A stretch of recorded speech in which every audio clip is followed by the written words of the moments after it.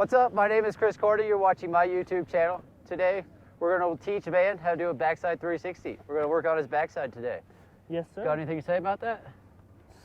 Get her done, I don't know. Have you ever done a backside 360? Yes. Not in the park, though. Okay. All right. So we have a little base there. How about a backside 180 on the jump? Definitely done that.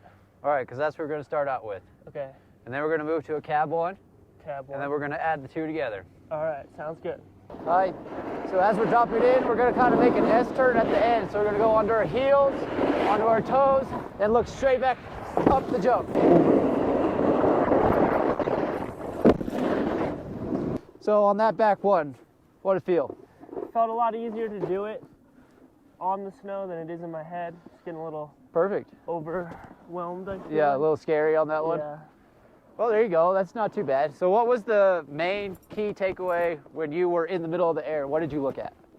I just looked at the knuckle or the landing. Yeah, that makes sense. Try to just like keep it slow enough to where I'd land straight. Perfect. Also not pre-spin too fast off the lip. Yeah.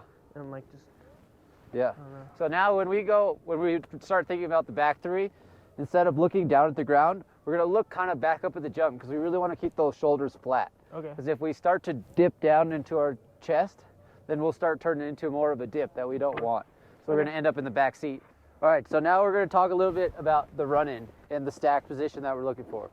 So let's kind of show us what you think a stack position looks like. It's like nice shoulders over the hips, knees and ankles, everything just kind of on top of itself. Yeah, exactly. Staying There's stacked. a couple different ways to think about this. You could think about kind of bending more at your ankles. So your ankles are more making a more of a harsher angle, I guess. And then you could also think about pushing your hips forward. So you're not pushing them and arching your back, but you're pushing your hips going to be just down, I guess. And so, Like squatting. yeah, you're almost squatting. So it's really important though to keep that chest up when you're going, no matter what, on those toes, on those heels, or whatever you're doing. So especially going into this backside and you're on that heel edge, you're then going to turn onto that toe edge, and you really want to make sure that you're bending at those ankles and those knees, not at the waist. You don't want to be, breaking at that waist. You really want to make sure you're bending there.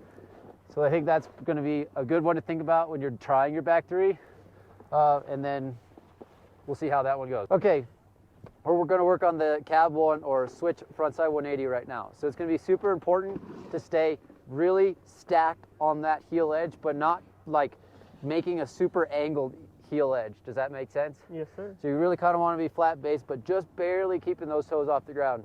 So remember, you're bending at the knees and at the ankles, not at the waist. And when you jump, you're going to pop off that tail, nice cab one. It should be super easy. Yeah. Also, I feel like carving into the lip was really helps with staying straight and stacked. Yeah, exactly. Right at the top of the lip. Yeah, this is going to be a toe, like a switch toe side into a switch heel side. And you really want to try to come off the jump at a straight line. Straight you want as to be possible. your edge wants to be 90 degrees with the top of the lip. Like the lip. So you don't want to be coming off the lip and then you're coming off at an angle, because then you're going to drift. You want to come off and be straight off the jump. So that's going to be super important.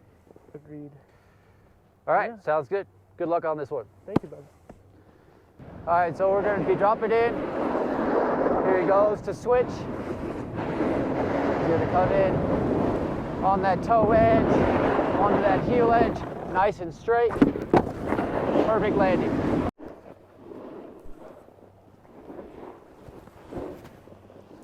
All right. It's good. You're good. All right, so for this back three, we're going to really think about that nice setup turn on that heel edge into that nice smooth toe side turn. But then as you're coming into the jump, you really want to get those shoulders straight with the jump. And you don't want them to be turned. You want them to be level with that takeoff. So when you take off, you want to look over your shoulder, not under your shoulder. Because as soon as you start looking under your shoulder, you're going to start landing in the back seat and on your heels. So if you have that problem, that's probably what's going on. So really throw it and look across your shoulder, and it'll make for a way better takeoff, landing, middle of everything, and just try to look across that shoulder, and then you look straight down at the landing. So the landing's gonna be right there, but try to keep those eyes up a little bit. As soon as you start dropping those eyes, your whole body starts dropping. Start flipping. Exactly. So Okay. we'll see this one with Van. I think he's got it. Me too. We're about to find out. Good luck, dude. Thank you. Remember, we got to get on our heel side, nice, and then straight shoulders, looking, boom, perfect. We're coming in on that heel side edge.